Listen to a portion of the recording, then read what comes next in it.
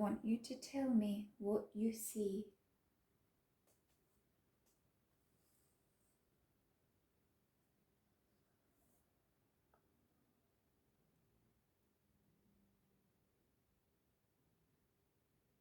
Void. A void. Explain to me further what you feel in this void.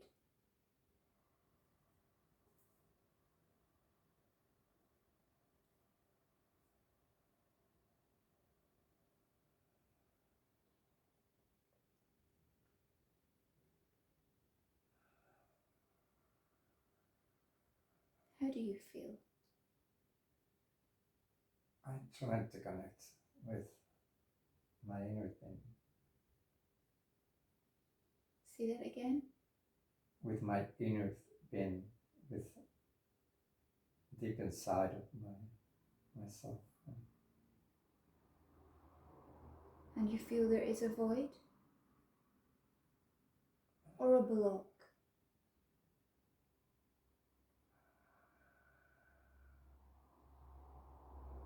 It's all like a light and darkness. Okay. So I want you to just imagine that you're looking around in this space where you see light and darkness. And you're going to, as you're viewing this light and darkness, tell me what more you're seeing and feeling here.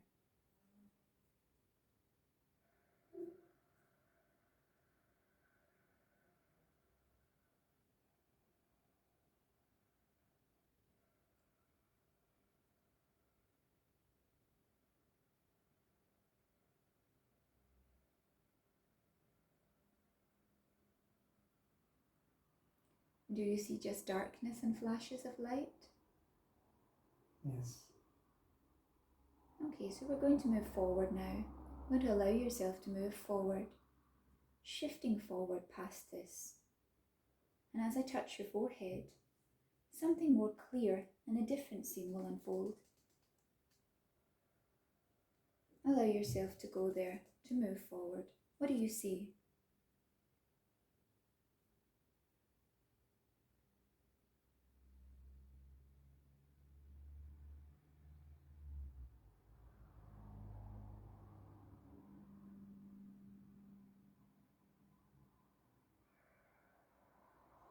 Allow your mind to be fully open. Flashes of... Are you still in the void? Yes. What is the purpose of being there?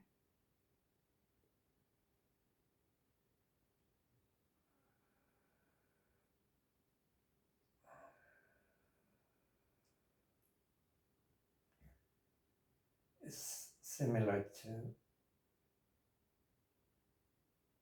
when I go into meditation. It's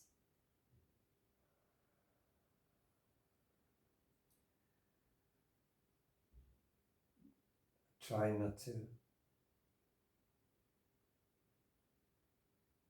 get my mind into anything in particular. Okay, but I wanted to get into that state of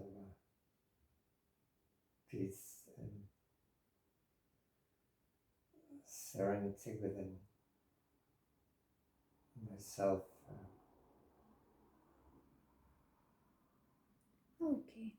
So for this session, you're going to release all control of your usual desire to fill or release any thoughts from your mind, because for this session it's important to allow things to flow. So when I touch your forehead, this time you're going to allow images to come that connect with the unbalanced feeling from your trip to the seashell.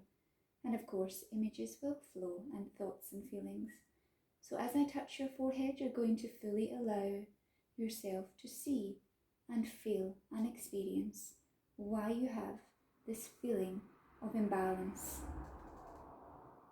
A new scene will unfold. Tell me what you see. I have the picture very clear. I'll say This is the name of the little hotel. So I can see So you can see the the hotel. beach. Perfect. And are you standing on the beach in this image? Yes, I've been many times sitting and reading, listening to music, So I want you and to just letting myself blend with nature. As I always, it's a night to remember being a little kid. The ocean is me, and I am the ocean. Always all my life I've been related to that immensity, and with my parents,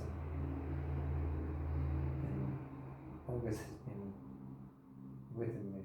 I cannot just be far away from the ocean.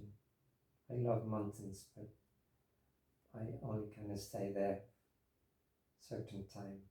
But I yearn just to go back to the ocean, to the shore of the. When I was just a little kid, and I used to play with the white sand, and I used to watch the waves just breaking in the shore, and I used to get in it, and I used to just love that sensation of just floating in that wonderful element, just the water. I feel part of it. I never feel that I had getting into something unknown to me. It's always just part of my being. Just, I feel like when my mother used to rock me in her laps, as the water is always just go around the surface of your body and sustain you, but never push you. It just sustain you as like a cotton cloud in which you just feel the gravity, and you just suspend it into that no material thing, but it's just more energy.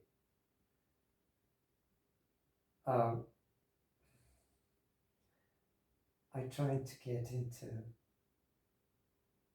the energy feeling and just not get attached to my biological support, because I know the material has no the wisdom of the energy that is behind,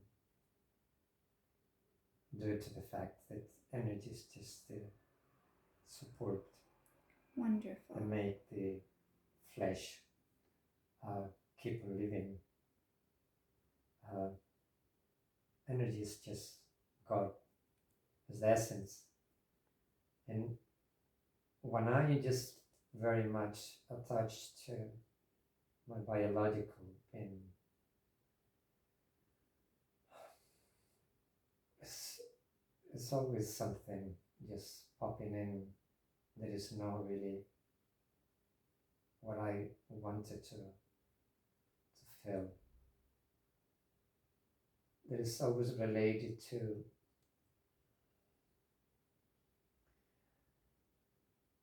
the human being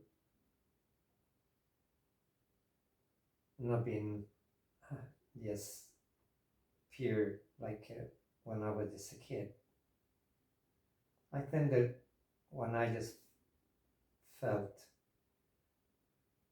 the real love with capital L was when I was just a kid and my adolescence. I was just clean. My mind was clean, pure, as did my heart, because I was not contaminated. And when I started just growing up in my youth, I started going to the school, I always has been someone that had the need of just getting into myself. I had that feeling from the beginning.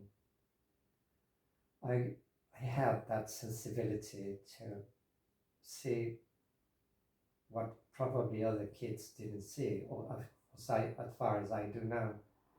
They were just much more into playing and all those things. I would just sometimes have the need just to be very much on my own. I never feel lonely. To me, it was just a way to feel myself, to get into my own way as an individual, as an animal.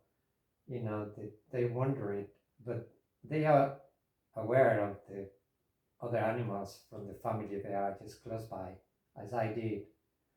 But I had the need of just being seeing the world through my own eyes, through my own heart, through my own perception, to my own intuition.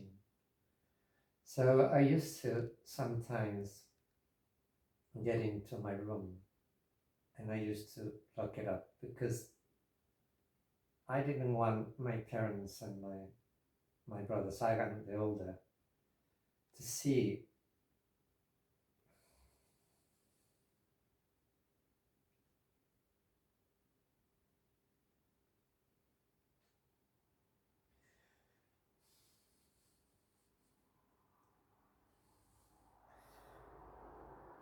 used to scare me sometimes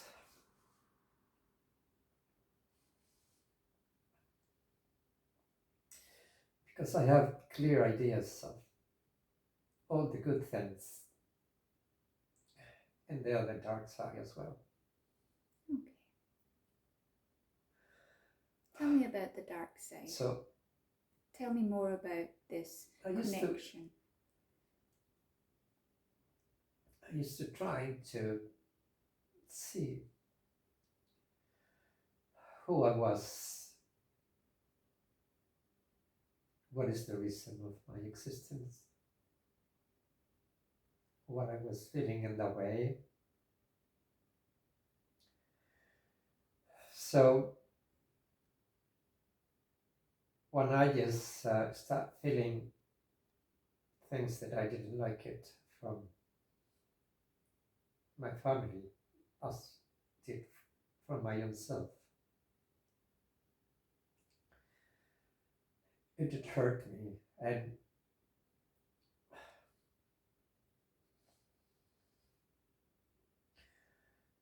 I just couldn't understand sometimes what did this thing had to happen, and what the human being has to just lie to ourselves and pretending to be what we are not. As I felt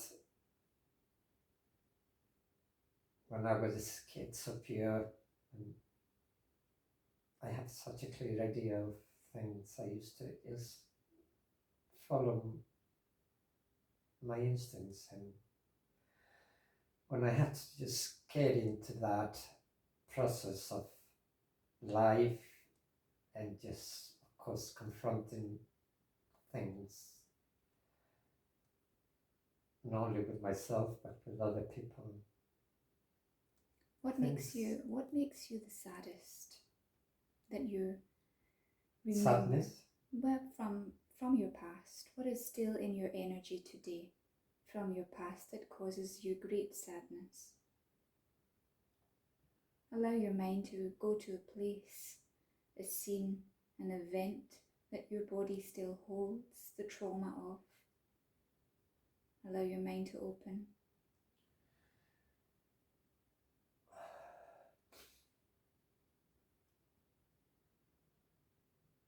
When I was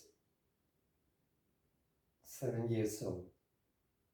Also, we come from Vigo, which is up in the north in Galicia. And we used to live very close to my grandparents. And since the day I was born, I had all those feelings that I describe in my second book that I've been written and just finished it. And I explain why it did happen and some of the circumstances. So, and I had that connection, a very strong bond with my grandma. My grandma is my angel guard, is the person that has been putting me into the right path. We have a very, very strong bond. Many times she used to tell me that she loved me more than she used to just love her own kids. And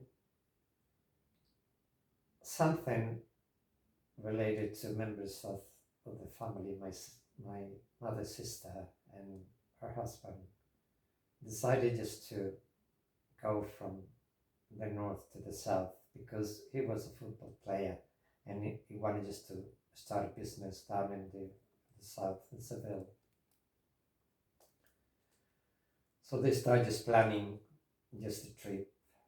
And when we're just getting close to the day, my grandmother told me, look, my son, you have to stay here with me. Your mother is now prepared for just guiding you. I have been the person that God has sent to be with you and to guide your life. You have been touched. She used to put her hands on my head and said, be aware that you are in contact with the divinity, with God. You know, He's always within you. But you have to have someone that can just guide you, because you have very strong feelings within you. And your mom is not just prepared to solve their problems. So I am here for you. And I want you to, when the day comes that your parents, your brother and your sister leave, I'm going to wake you up in the night time and when the sun starts just shining, and you're going to go to the forest where we used to just go and hide yourself there, and I will just pick you up when your parents do leave. So I did, and I stayed with them, with my grandparents for nearly 4 years. Normally kids are just attached to their parents.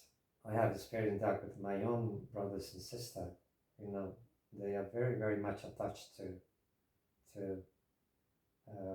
our parents and other, but I never feel attached to my mother or my father, even so I just love them, but I was not someone that was attached to things or to places. So they were just gone and they were just gone. That was it. I was very happy and content to be with my grandparents because I adore them, and especially my grandma. She was just very much connected with myself. So that was just the beginning of a series of things that really did change my life. I do remember just playing with my friends and hide and seek, you call it? Yes, when you just go and hide some... Hide and seek, yes. Hide and seek, yes, okay. So when we used to live, it was a very, very big door, a very old building, beautiful, made of granite. But just going up to the stairs, as it was not light in it when the door was just open. You couldn't see nothing. And also, we had that, feeling that some entity was just there. So we used to avoid it to be there on our own. So when we're displaying, I decided just to go to the first step and hide myself there. And for whatever reason that I never discovered, some of my friends decided just to close the door and just leave me there in complete darkness. I really felt it into panic, and I nearly just lost my consciousness. So when I just woke up, I do remember that was on my grandmother's lap. And for nearly a week, I couldn't talk. And when the night time used to come, I used to just been incapable of just sleeping on my own. So I used to just ask my grandma I could sleep with them, and I did it. And that went so deep inside of me that in my book I describe it as something that really connect me with the other world, other dimension that I can explain with words. But would you explain a darker side? Excuse me? Would you explain this as a darker side of dimensions or a lighter side? No, it was that moment, probably. That's what I just love consciousness. It's just something that our body, which is extremely wise, they know when you are in danger, you lose consciousness, or when you are in a very heavy pain, you go unconscious, because it's a trick that your body has in order for you not to suffer. So what I would like to do, if you don't mind now, I would like to connect to your higher self, and I would like your higher self, or your spirit guides, to speak through in this moment, because I have some questions about this for your healing. So I would like you just to close your eyes further. Breathe in and breathe out. Allow your breath to breathe in, and as you breathe in, you're going to connect to the higher and highest part of yourself and the higher mind.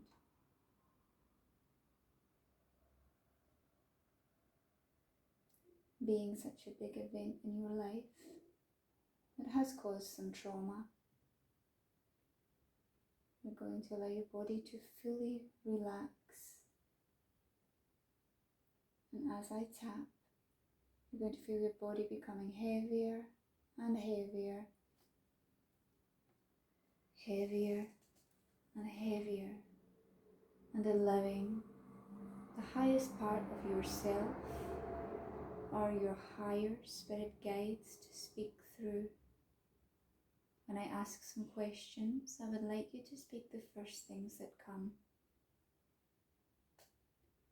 Your body is feeling heavy and your mind is open. Where, as you scan your body with your mind, where do you hold the trauma of this incident that happened as a child? Scan your body with your mind from your head to your feet.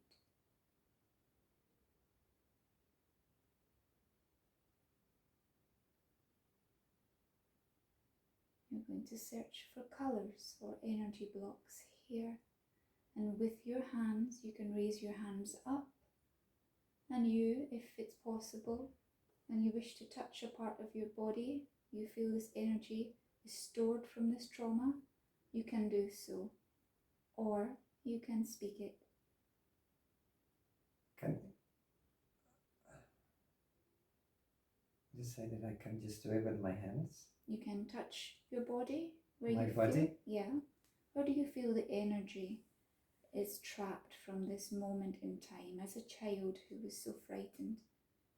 Where in your physical body do you feel there is energy from this stuck? lately I had, for the last 10 days or so, a problem uh,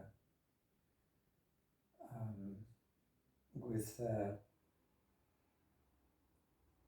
my sexual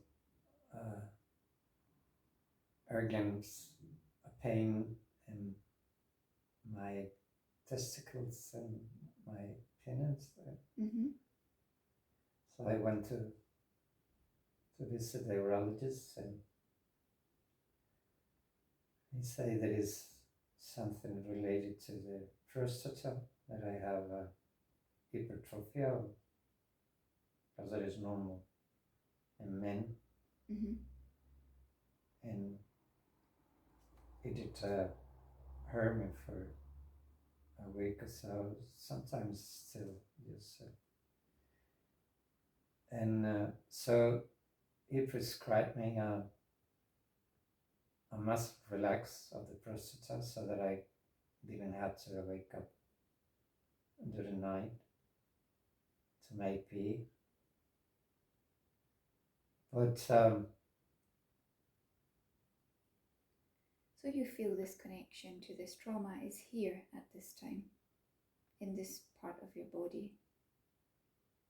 You feel the connection there or separate? if I have a connection? To the part when you were a child and you experienced the trauma you spoke of, with the shutting of the door and being in the dark. I asked you to scan your body and see if there was any energy trapped from this time. And then you spoke of this energy in your male area.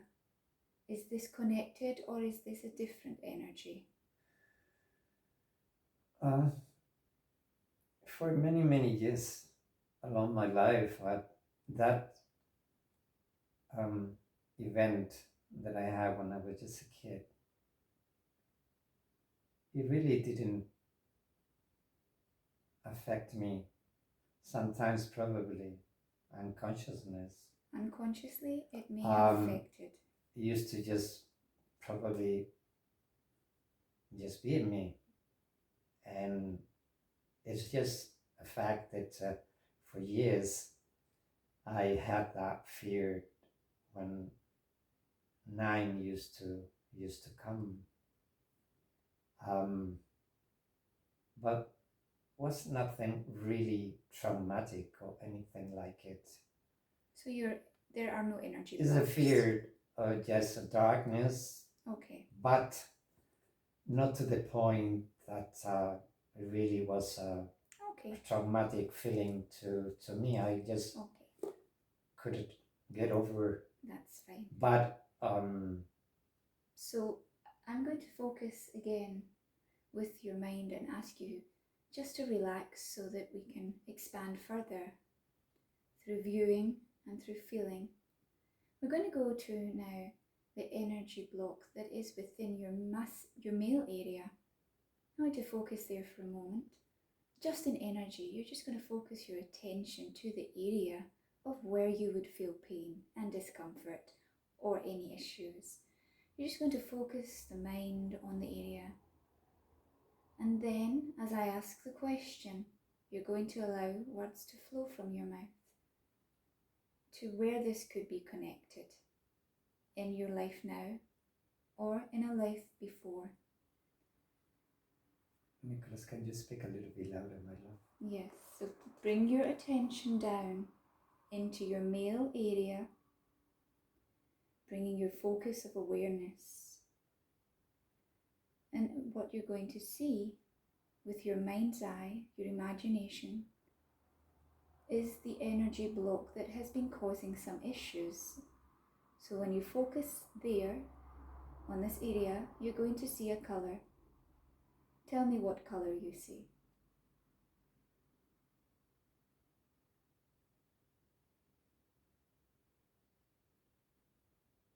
Right now? Mm-hmm.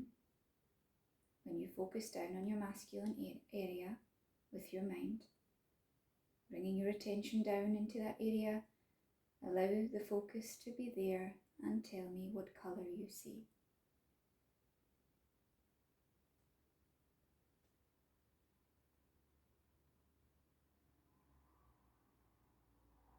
I always like lilac and You see lilac there? purple. Okay.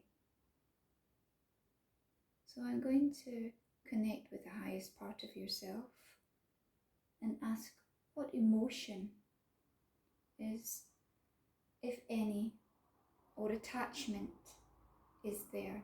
Is it emotion or attachment? Allow the words to flow.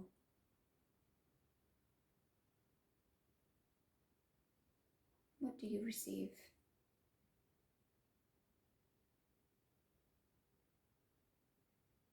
It's a mixture of both of them. So I would like for a moment to focus on attachment. Is this an entity attachment that has attached to this area?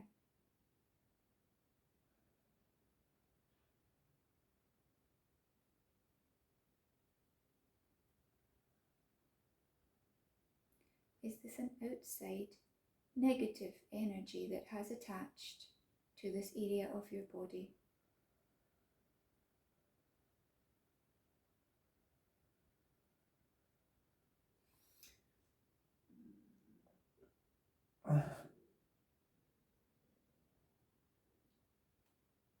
Attachments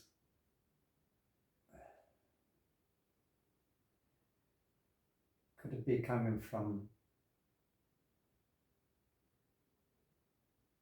when I was just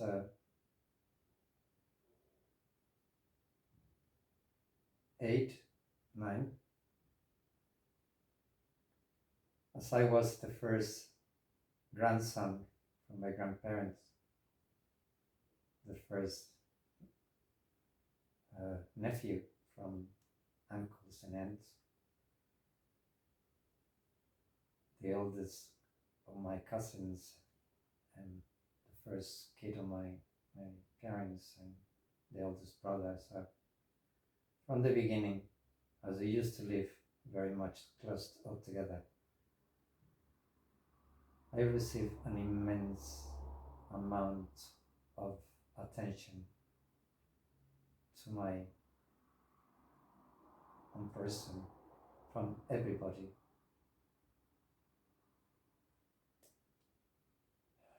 So for the youngest part of the family, I become sort of like an idol, a leader. And for the rest, I was just the kid just to play with, and so everybody just could see who I was and show me and take me to see their friends and so on and on. So they did it with a lot of love and I suppose with very, very good intentions, all of that. But what happened when you become the center of so many people? Unconsciously, you start just growing that sensation that you are upon them, that you are different from them. So certain part of your behavior starts just growing a seed of being better, being an idol, being a little bit of a manipulator and arrogant sometimes. And all of that, bit by bit, they were just like a ball running down to a hill of snow and just getting bigger and bigger. And even so, I knew that they did it without no purpose to hurt me. But to be an idol, it just deep inside, you have a self-infatuation and it deformed and somehow, your normal way of being. And I had to a struggle for many years to get over, and then just to let those things, arrogancy and self-infatuation and all of that feelings to distort my heart and my mind. And it was not easy when you are young just to deal with that, because your brain is not just 100% prepared for that fact that everybody was just, asking you, and everybody was talking about you all the time, and you are this and you're that and you are, we love you so much and this and that. So you become a center of many people, and in the end, you start just hurting yourself and hurting unconsciously other people. And then, as the Greek tragedies has been for many years represented in the theaters of the old Greek,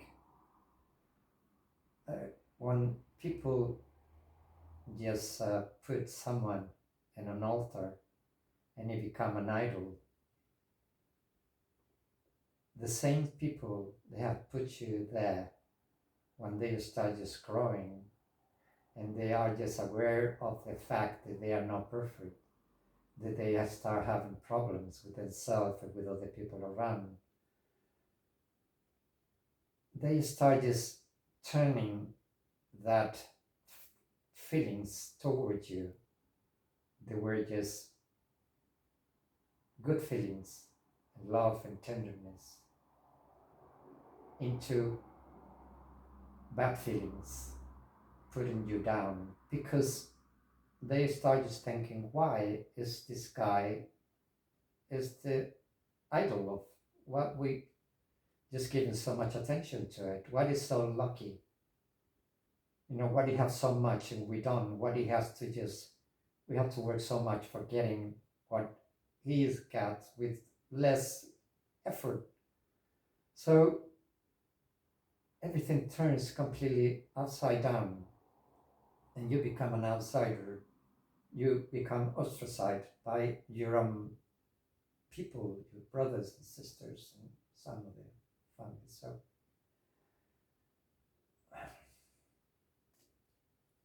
this has been part of my personal struggle. Even so, I have only that feeling of just learning and learning and learning and learning, because I knew that with my complex personality, I had to acquire all the knowledge that I could have through reading or through meditating or through observing, because I knew that if I didn't do that, I would have just ended in a very bad way, having psychological problems. So thanks to that, I couldn't manage and balance my own self, but I couldn't help, to become someone that is not really welcome many times. And because I remember when I went to India and I spoke to holy men about my problem, they say, you don't have to be worried about it. People don't understand you 100% because you are a very, very old soul. So you have a very clear idea what life is all about. And sometimes, in the way you speak out, it hurts people, because we all trying to hide our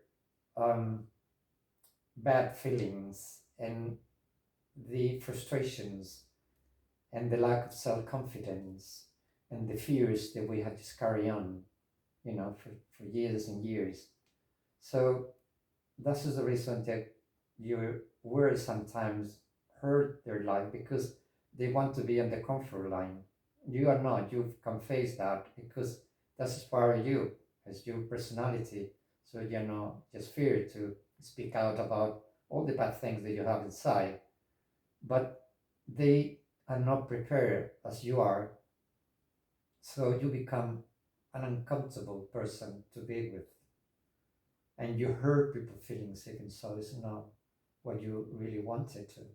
But so I spent many days and alone, and just because when I just with people, um, I sometimes I don't feel really welcome, and so I just get refugied with reading and listening to the music and writing and all relating to art, which has been part of my life since I do remember.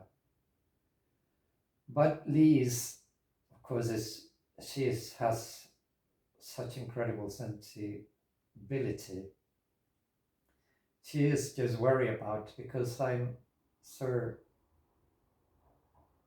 putting myself away from everybody and spending a lot of time and on my own and avoiding going with her to meet uh, friends and so on and on. So Okay. it probably is part of what is happening. Okay. When I had my first depression, Mm-hmm. that was 2004. That was just because I used to relate very much into my past, and that's what psychiatrists told me. You live much too much in your past. Even so has been wonderful, and you have been a very privileged uh, person, but you cannot just live in the past and forgetting about the present. That's just what the depression has come to tell you, that you are just not doing the right thing. You have to just leave the past where it is and start just getting into now. That's what we have to just be living in now. And that was my cure for my depression for 2 years, was heavy. But I don't really regret depression because I learned a lot. Even so, it was the most incredible, painful experience they can ever imagine. I don't think that even the doctors know exactly what happens when someone have got a depression. It's just completely out of this world. It's just you don't feel nothing, but just loneliness and pain and suffering inside of you because you cannot connect with anybody or with anything. Things that used to just be part of my life, music and that. I couldn't enjoy it anymore. But I managed to get over because all my years of meditation, and I have a very strong self power inside of me of self confidence and that. So I just get over it. Even so, it was a very traumatic, probably feeling in the beginning. But later on, I just got over that, and that was just part of the past. I just thanks to that depression because it got me what I really want to state. Being out of that self infatuation and just see the pain of other people. Because as I was an idol and I was just completely out of that feeling. I felt always very healthy, as I didn't know what suffering was all about it. So I couldn't just get into people suffering or anything. So I really think that depression just hit me in such a strong way because it put me on the right path. It's like, look, pain is pain, and around you there is a lot of people that are not as lucky as you are, and as privileged as you are. So start just putting yourself into other people's shoes. So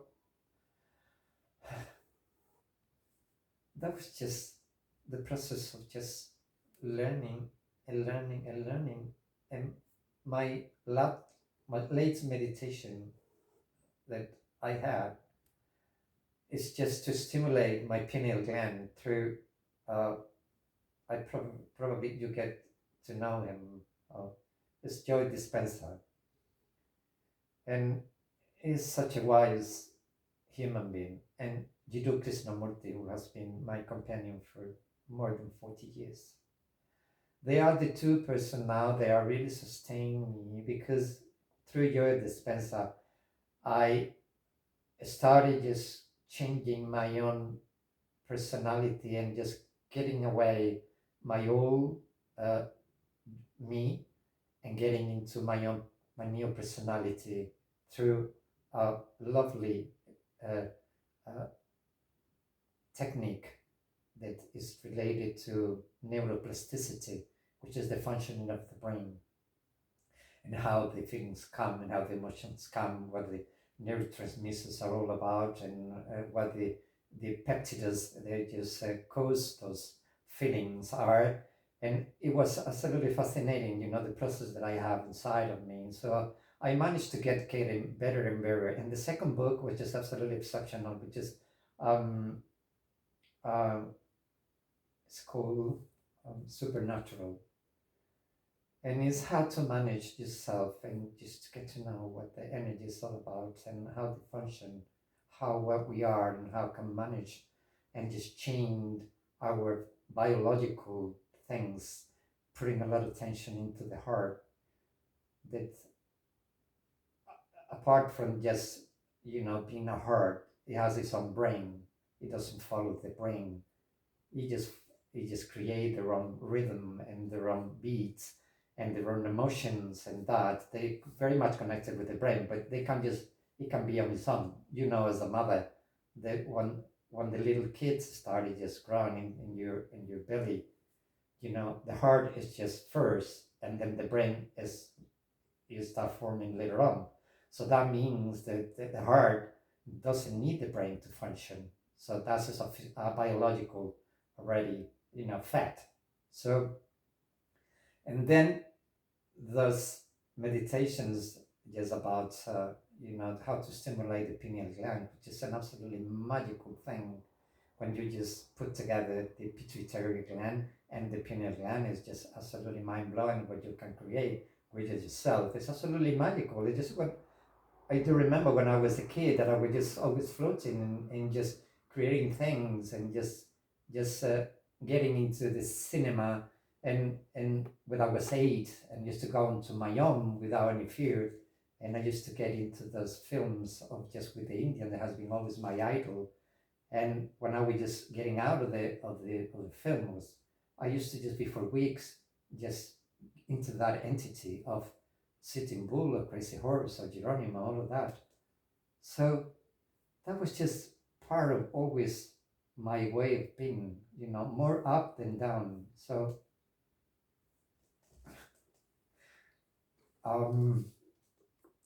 I managed to get myself even with all of that and getting into the spiritual world. But as you know perfectly well, the world is not just into the right path. The last theories for David Bohm and Jiddu Krishnamurti are just making clear that all of what is happening has been happening for hundreds and hundreds of centuries. There is the contamination of the cosmical energy within these planets by the human being through violence, corruption, lies, and all of that negative feelings. So the energy that we are just contaminated is the energy that keeps our body alive and just is underneath the biological, the flesh. So we are just disrupting that energy, and that's